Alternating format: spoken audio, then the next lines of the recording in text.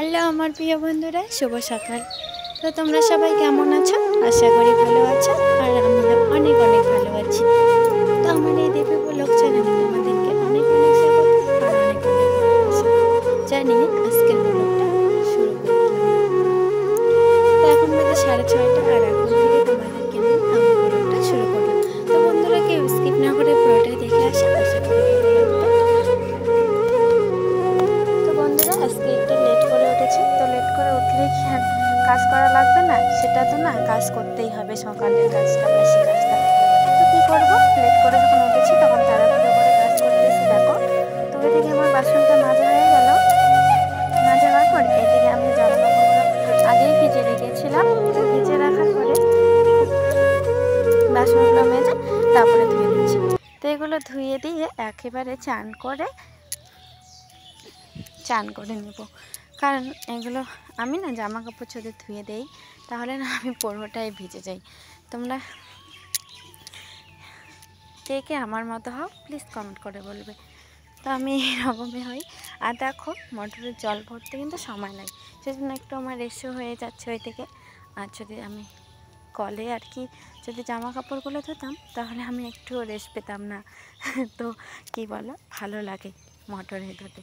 তো যখন ভোল্টেজটা আর কি বেশি থাকে কারেন্টে, তখন তো একটু রেস্ট দেয় না, জানো, তাড়াতাড়ি ভর্তি হয়ে যায়। তো সেই জন্য আর কি দেখো আমি জামা কাপড়গুলো ধুয়ে দিচ্ছি। আর তেমন কিছু জামা কাপড় ছিল না, মেয়ের কিছু জামা কাপড় আর আমার দুটো নাইটি আর বাবার একটা গেঞ্জি, গামছা, এগুলোই ছিল, বেশি কিন্তু ছিল না। তবুও আমি মোটর দিয়ে ধুলাম, কারণ অনেক লেট হয়ে গেছে, কল এসে করতে আর ধুতে সময় লাগবে, সেই জন্য। তো ওগুলো ধুয়ে তারপরে দেখো বৃষ্টি আসলো, আমি চান টান করে নিয়েছি। বৃষ্টি আসার তো বৃষ্টি ওইদিকে পড়তেছে, তো আমি আসলাম এদিকে রান্নাঘরে রান্না করতে। তো খেতে তো হবে না বলো, বৃষ্টি পড়লে তো না না খালে না খেলে যদি চল তাও তো ভালোই হতো। তো দেখো এদিকে আমার ভাতটা হয়ে গেছে, এদিকে মাঠটা ছেঁকে নিলাম। দেওয়ার পরে দেখো এদিকে আমার ডালটা বসে দিয়েছি। তো এখন ডালটা আমার সিদ্ধ হয়ে গেছে। তো বন্ধুরা, আমার ডালটাও সিদ্ধ হয়ে গেল দেখো। তো আজকে বেশি কিছু রান্না করব না, তো যেটুকু করবো সেটুকুই তোমাদের সাথে শেয়ার করব। তো ডালটা হওয়ার পরে দেখো, মা বলেছিল আমাদের দুটো কাঁঠাল গাছ, তো একটা পাকে অনেক দেরিতে, তো ওটাই একটু একটু ছিল, তো ওটাই রান্না করে নিলাম।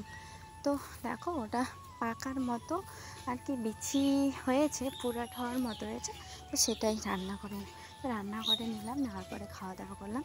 খাওয়া দাওয়ার পরে একটু ঘুমাইছিলাম, একটু উঠে দেখি সন্ধ্যা লেগে গেছে, তাই সন্ধ্যাবাতি দিতে চলে এলাম ঘরে।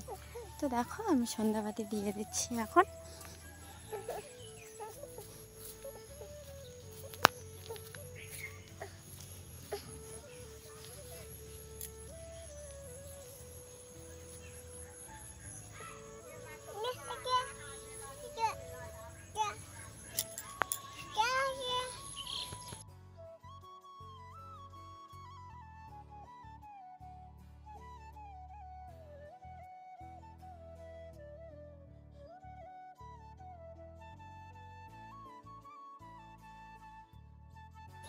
তো আমার বাইরে দেওয়া হয়ে গেছে, এখন আসলাম আমি ঘরে।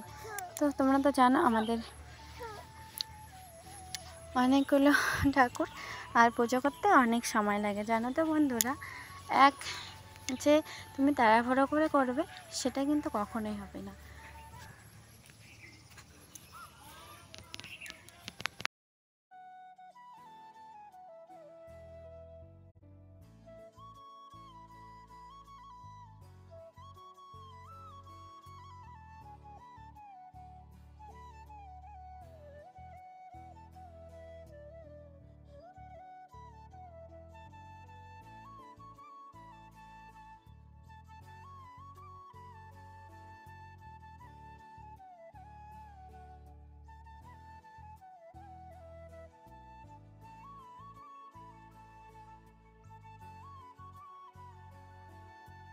দেখো বন্ধুরা, সন্ধ্যাবাতি দেওয়ার পরে একটু পরে আবার বৃষ্টি এলো।